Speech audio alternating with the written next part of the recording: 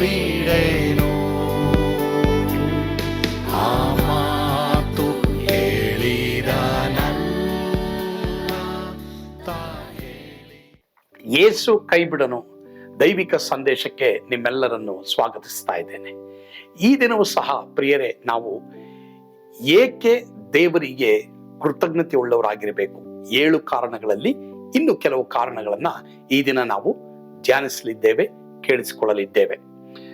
ಯೆಶಾಯ 12ನೇ ಅಧ್ಯಾಯದಲ್ಲಿನೇ ಇದಕ್ಕೆ ಕಾರಣಗಳನ್ನ ನಾವು ನೋಡೋರಾಗಿರ್ತೇವೆ. ಹೀಗಾಗಿ ಈ ಪ್ರಸಂಗದ ಮೂಲಕವಾಗಿ ನೀವು ಆಶೀರ್ವಾದ ಹೊಂದ್ರಿ. ನಮ್ಮ ಸಭೆಯಲ್ಲಿ ಈ ಪ್ರಸಂಗ ಈ ಒಂದು ತಿಂಗಳಿನ ಮೊದಲನೇ ದಿನದಲ್ಲಿ ನಾನು ಮಾಡಿದಾಗ ಅನೇಕರಿಗೆ ಅದು ಉತ್ತೇಜನವಾಗಿತ್ತು. ಅವರು ದೇವರಿಗೆ ವಂದನೆ ಹೇಳೋರಾಗಿದ್ರು. ನೀವು ಸಹ ಆಶೀರ್ವದಿಸಲ್ಪಡ್ತೀರಾ. ಅದೇ 2ನೇ ವಚನದಲ್ಲಿ ನಾವು ನೋಡ್ತೀವಿ, 3ನೇ ಲೈನು, ನನ್ನ ಬಲ, praise him for his strength. ದೇವರ ಬಲಕ್ಕಾಗಿ ದೇವರಿಗೆ ಸ್ತೋತ್ರ ಮಾಡ್ರಿ. ನಂಗೆ ಗೊತ್ತಿಲ್ಲ ಯಾವುದರಲ್ಲಿ ಬಲಹೀನನಾಗ್ಬಿಟ್ಟಿದ್ಯೋ ನೀನು. ಇವತ್ತು ದೇವರು ತನ್ನ ಬಲದಿಂದ ನಿನ್ನನ್ನು ತುಂಬ್ತಾರೆ. ಆಮೇನ್. ನೀನು ಯಾವುದರಲ್ಲಿ ಬಲಹೀನನಾಗ್ಬಿಟ್ಟಿದ್ಯೋ, ಪ್ರೇಯರಲ್ಲಿ ಬಲಹೀನನಾಗಿದೆಯಾ, ಆರೋಗ್ಯದಲ್ಲಿ ಬಲಹೀನನಾಗಿದೆಯಾ, ಎಜುಕೇಷನ್ ಬಲಹೀನನಾಗಿದೆಯಾ, ಯಾವುದ್ರಲ್ಲಿ ಬಲಹೀನನಾಗಿದೆಯಾ, ದೇವರು ನಿನಗೆ ಬಲ ಕೊಡ್ತಾರೆ. Praise him for his strength. ದೇವರೇ ನಿನ್ನ ಬಲಕ್ಕಾಗಿ ದೇವರೇ ಸ್ತೋತ್ರ. ಕೆಲವು ಸಲ ನಮಗೆ ಬಲ ಇರಲ್ಲ ಅಲ್ವಾ? ನನಗೇನಾದರೂ ಈ ನೆಗಡಿ ಬಂದ್ಬಿಟ್ರಂತೂ, ನೆಗಡಿ ಬಂದ್ಬಿಟ್ರೆ ಒಬ್ಬೊಬ್ರಿಗೂ ಒಂದೊಂಥರ ಬಲ ಏನತ್ತೆ. 3 ದಿನ 4 ದಿನ ಆಗಲ್ಲ, ಭಾರಿ ಕಷ್ಟ. ಅಂದರೆ ಪ್ರಸಂಗ ಮಾಡ್ತೀನಿ ನಾನು, ಹೆಂಗೋ ಮೇಂಟೈನ್ ಮಾಡ್ತೀನಿ, ಆದರೆ ಗೊತ್ತಾಗಲ್ಲ. 3 ದಿನ 4 ದಿನ ಆಗ್ತದೆ ಆ ಸ್ಟ್ರೆಂತು ವಾಪಸ್ ಬರೋಕ್ಕೆ. ಆ ಟೈಮಲ್ಲಿ ದೇವರೇ ನೀನೇ ನನಗೆ ಬಲಪ್ಪ. ಕಡೇ ಮಾತೇನೆಂದರೆ, ಕರ್ತನನ್ನು ಆತನ ಅತ್ಯಧಿಕವಾದ ಶಕ್ತಿಯನ್ನು ಏನು ಮಾಡ್ರಿ, ಆಶ್ರಯಿಸಿಕೊಂಡು ಬಲಗೊಳ್ಳಿ. ಕೆಲವು ಸಲ ಅನ್ಕೊಂಡ್ಬಿಡ್ತೀನಿ ನಾನು, ಈ ಮೂಗು ಯಾಕಾರ ಇದೆಯೋ ಕೊಯ್ದು ಬಿಡೋಣ ಅನಿಸ್ತದೆ. ಆ ಥರ ನೆಗಡಿಗಳು ಬಂದ್ಬಿಡ್ತದೆ. ಆದರೆ ಕೊಯ್ದು ಬಿಟ್ರೆ ಏನು ಮಾಡೋದು? ಇಲ್ವೇ? ರೈಟ್, ಸರಿನಾ? ಸರಿ, ಆ ಥರ ಕೆಲವು ಸಲ ಆ ಬೈಕೊಳ್ಳುವಷ್ಟು ನಮಗೆ ಆಗ್ಬಿಡ್ತದೆ. ಇಲ್ಲ, ಬೈಕೊಡ್ಬೇಡಿ. ನಿಮಗೆ ಬಲಹೀನತೆ ಇದ್ದರೆ ದೇವರೇ ನೀನೇ ನನಗೆ ಬಲ. Praise him for his strength. ಒಂದನೇದಾಗಿ ದೇವರ ಕಂಫರ್ಟ್ಗಾಗಿ ದೇವರಿಗೆ ಸ್ತೋತ್ರ ಮಾಡಿ. 2ನೇದಾಗಿ ದೇವರ ಒಂದು ರಕ್ಷಣೆಗಾಗಿ ಸ್ತೋತ್ರ ಮಾಡಿ. 3ನೇದಾಗಿ ದೇವರ ಬಲಕ್ಕಾಗಿ ಸ್ತೋತ್ರ ಮಾಡಿ. ಎಲ್ಲರೂ ಕರಗಳನ್ನೆತ್ತಿ ದೇವರಿಗೆ ಹೇಳಿ, ಅಪ್ಪ ನಿನ್ನ ಬಲಕ್ಕಾಗಿ ಸ್ತೋತ್ರ. ದೇವರೇ ನಿನ್ನ ಬಲಕ್ಕಾಗಿ. ಯಾರ್ಯಾರು ಇವತ್ತು ಬಲಹೀನರಾಗಿದ್ದೀರೋ, ಯಾವ ವಿಷಯದಲ್ಲಿ ಬಲಹೀನರಾಗಿದ್ದೀರಾ, ಕುಟುಂಬದಲ್ಲ, ನಿಮ್ಮ ಆರೋಗ್ಯದಲ್ಲ, ನಿಮ್ಮ ಪ್ರೊಫೆಷನ್ ಅಲ್ಲ, ಫೈನಾನ್ಸ್ ಅಲ್ಲ, ಯಾವುದ್ರಲ್ಲಿ ಬಲಹೀನರಾಗಿದ್ದೀರಾ, ಭಯಪಡಬೇಡಿ. ದೇವರೇ ನೀನೇ ನನಗೆ ಬಲಪ್ಪ, ದೇವರೇ ನೀನೇ ನನಗೆ ಬಲಪ್ಪ, ಅದಕ್ಕಾಗಿ ಸ್ತೋತ್ರಪ್ಪ. ಹಾಲೆಲೂಯ, ಆಮೇನ್. 4ನೇದಾಗಿ ಅದೇ 2ನೇ ವಚನದಲ್ಲಿ 4ನೇ ಲೈನಲ್ಲಿ ಬರೆದಿದೆ ನೋಡಿ, ಆತನೇ ಏನೋ ಆತನೇ ರಕ್ಷಕನಾದನು ಎಂಬುದೇ. Praise him for his defence. ದೇವರ ಡಿಫೆನ್ಸ್ ಮಿನಿಸ್ಟ್ರು ಅಲ್ವಾ? ದೇವರ ಡಿಫೆನ್ಸ್ಗಾಗಿ ನೀವು ರಕ್ಷಕನಾದ ದೇವರೇ ನನಗೆ ರಕ್ಷಕನಾದ. ಬ್ಲೆಸ್ಸಿಂಗಮ್ಮ ಹೇಳ್ತಾ ಇದ್ರು, ಅವ್ರ ಅಂಗಡಿಗೆ 6 ತಿಂಗಳಿಂದ ಯಾರು ಬಂದಿಲ್ಲ. ಭಯಪಡ್ಬೇಡ, 7ನೇ ತಿಂಗಳಲ್ಲಿ ಕಾಲಿಡೋದ್ರೊಳಗೆ ನಿನಗೆ ದೇವರು ಕೊಡ್ತಾರೆ ಅಂತ. 3 ಜನ ಬಂದ್ಬಿಟ್ಟವ್ರು. ಎಷ್ಟು ಜನ ಬಂದ್ಬಿಟ್ಟವ್ರೆ? 3 ಜನ. ಯಾರನ್ನ ಸೆಲೆಕ್ಟ್ ಮಾಡಬೇಕು ಗೊತ್ತಿಲ್ಲ. ನೋಡಿ, ದೇವರೇ ನನಗೆ ರಕ್ಷಕನಾದ. ಎಲ್ಲ ಹೇಳಿ, ದೇವರೇ ರಕ್ಷಕನಾದನಂತ. ದೇವರೇ ರಕ್ಷಕನ. ಎಲ್ಲ ಹೇಳಿ, ದೇವರೇ ರಕ್ಷಕನಾದನಂತ. ಎಸ್. ಅವ್ರು ಏನು ಮಾಡಿದ್ರು, ಒಬ್ಬ ಮುಸ್ಲಿಂ ಹುಡುಗನ ಕಡ್ಕೊಂಬಂದ್ರು. ಅವನ ಹೆಸರೇನಮ್ಮ? ನವಾಜ. ನವಾಜ್. ರೈಟ್, ನವಾಜ್ನ ಕರ್ಕೊಂಬಂದವ್ರೆ. ದೇವ್ರಿಗೆ ಸ್ತೋತ್ರ. ಒಂದೇ ದಿನದಲ್ಲಿ ಬಂದ್ಬಿಟ್ಟಪ್ಪ ಅವನು. ಒಂದೇ ದಿನದಲ್ಲಿ ಬಂದ್ಬಿಟ್ಟವ್ರೆ. ಅವನ ಹೆಸರು ಗೊತ್ತಾಗಿಲ್ಲ ನನಗೆ. ಸರಿ, ಆ ಒಂದೇ ದಿನದಲ್ಲಿ ಬಂದ್ಬಿಟ್ಟವನು. ಬಂದ, ಕುತ್ಕೊಂಡ, ಅವ್ರ ಅಣ್ಣ ಅವ್ರ ತಮ್ಮನ ಬಂದ್ಬಿಟ್ಟವನೇ. ರೈಟ್, ದೇವ್ರು ಕರ್ಕೊಂಬಂದ್ರು. ಇಲ್ಲಿ ಎಲ್ಲರೂ ಸೇರಿ ಪ್ರಾರ್ಥನೆ ಮಾಡಿದ್ರು. ದೇವ್ರ ಸ್ತೋತ್ರ, ಬಿಡುಗಡೆ ಆಗ್ಬಿಟ್ಟು ಇವತ್ತು ಸಾಯಂಕಾಲ ಬಂದ್ಬಿಟ್ಟವನೇ. ಅಲ್ಲಿ ಕುತ್ಕೊಂಡ್ಬಿಟ್ಟವನೇ. ಆಮೇಲೆ ಕೇಳಿದ್ರೆ, ಏನಪ್ಪ ಚೆನ್ನಾಗಿದೆ. ಅವತ್ತು ನೋಡೋಕ್ಕೆ ಒಂದೊಂಥರ ಇದ್ದ, ಇವತ್ತು ಸಖತ್ತಾಗಿದ್ದಾನೆ. ಕೇಳಿದ್ರೆ, ಹೌದಪ್ಪ, ಪಾಸ್ಟರ್ ಏಸಪ್ಪ ಬಿಡುಗಡೆ ಕೊಟ್ಟರು, ಏಸಪ್ಪ ನಂಗೆ ಸಮಾಧಾನ ಕೊಟ್ಟಿದ್ದಾರೆ. ನೀನು ಬೈಬಲ್ ಓದಬೇಕು, ನೀನು ಪ್ರಾರ್ಥನೆ ಮಾಡಪ್ಪ. ಅಷ್ಟು ಖುಷಿ ಆಗ್ಬಿಟ್ಟಿದೆ ಅವನಿಗೆ. ಏನೋ ಕತ್ಲೆ ಹೋಗ್ಬಿಟ್ಟಿದೆ, ഇരുಳು ಹೋಗ್ಬಿಟ್ಟು. ನಾನು ಅಂದ್ಕೊಂಡೆ ಅವಾಗಲೇ ನಾನು ಅಂದ್ಕೊಂಡೆ, ನವಾಜ್ ನಿನಗೆ ದೇವರು ಆವಾಜ್ ಹಾಕಿದ್ದಾರೆ ಅಲ್ವಾ?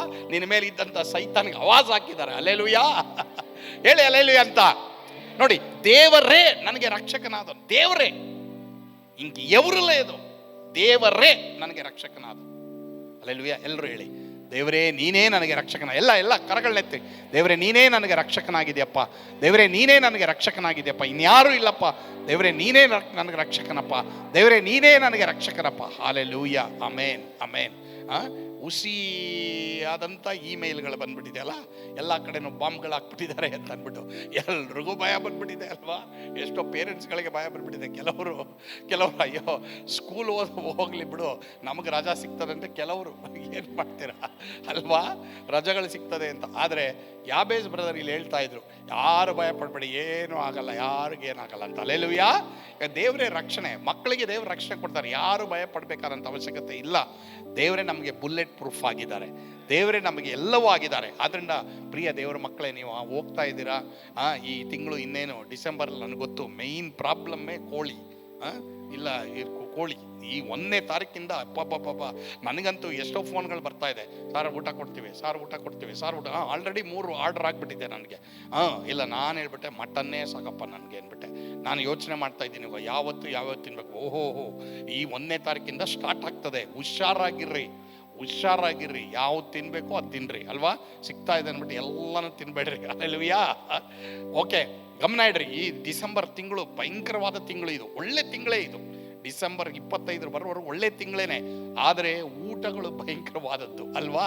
ಸೊ ಹೀಗಾಗಿ ಜಾಗೃತಿ ಆಗಿರಬೇಕು. ದೇವರೇ ನಮಗೆ ರಕ್ಷಕನಾಗಬೇಕು,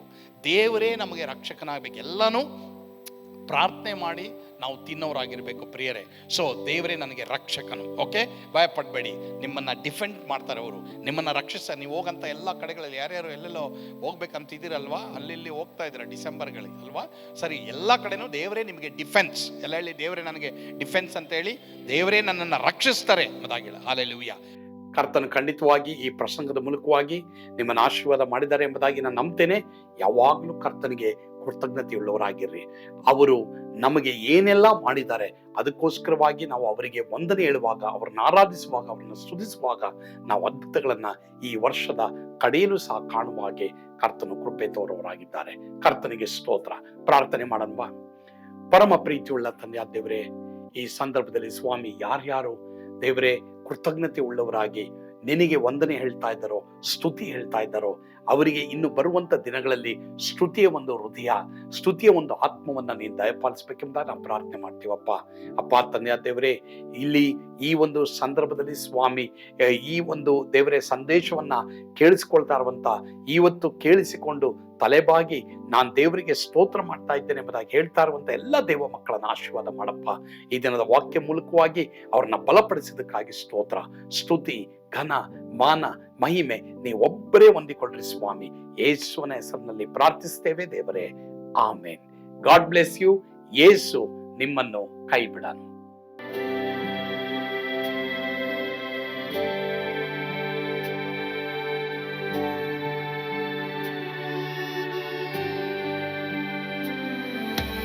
ನಾನು ಪಾತ್ರದಲ್ಲಿ ಇರುವಾಗಲೂ ನೀನು ಭಯಪಟ್ಟು ಓಡಬಾರದು. ನನ್ನ ಮಾತನಂಬಿ ಸ್ಥಿರವಾಗಿರು. ನಿನ್ನ ಬಿಡಲಾರೆ,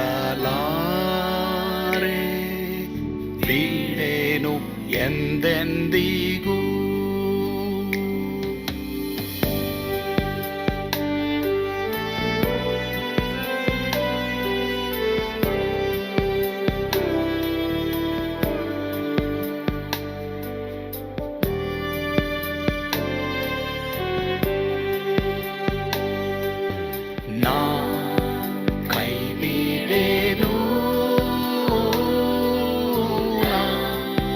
ಕೈ ಬಿಡೆನು, ಆ ಮಾತು ಹೇಳಿದನಲ್ಲ, ತಾ ಹೇಳಿದನಲ್ಲವೇ.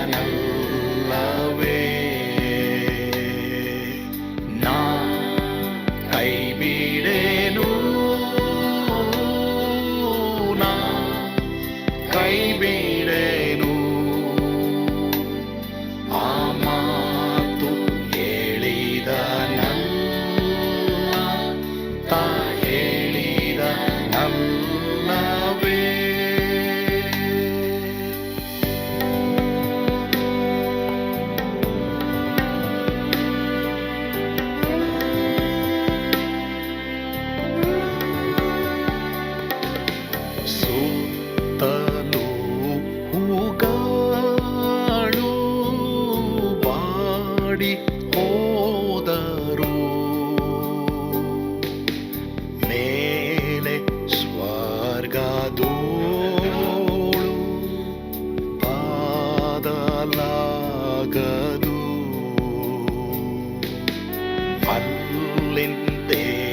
ಯೇಸು ಸ್ವಾಮಿ ಬಾರುವಾತನು ನನ್ನ ಬಿಡಲಾರ ನನ್ನನ್ನು ಕೈ ಬಿಡನು ನಾ ಕೈ ಬಿಡೆನು ನಾ ಕೈ ಬಿಡೆನು ಆ ಮಾತು ಹೇಳಿದನಲ್ಲ ತಾ ಹೇಳಿದನಲ್ಲವೇ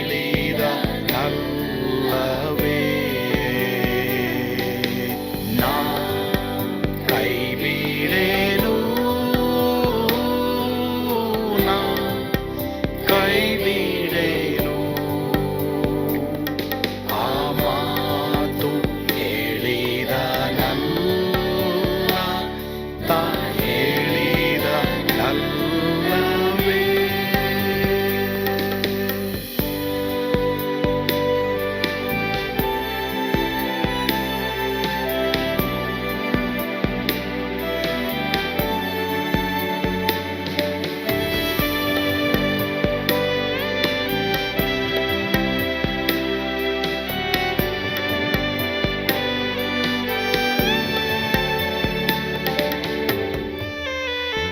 ಮುಂದೆ ಬಾವು ಕಷ್ಟ ಬಾರುತ್ತಿದ್ದರು ಬಾಯ ಪಾಡಲಾರೆ ಸ್ವಾಮಿ ಇದ್ದಾನೆ ಬಾಲವಾಗಿ ನಿಂತು ಹರ್ಷಗೊಳ್ಳುವೆ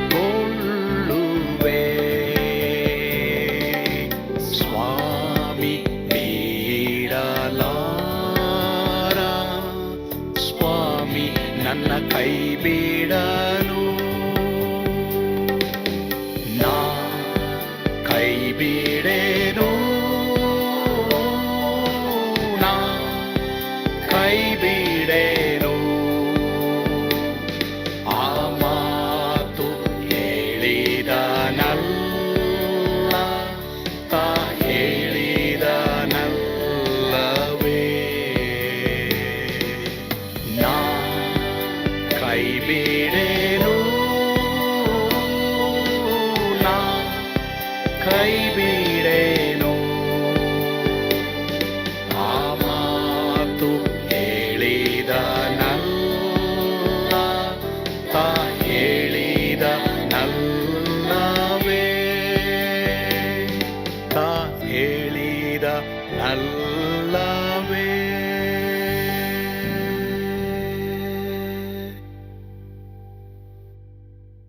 ನಾ ಕೈ ಬಿಡೆನು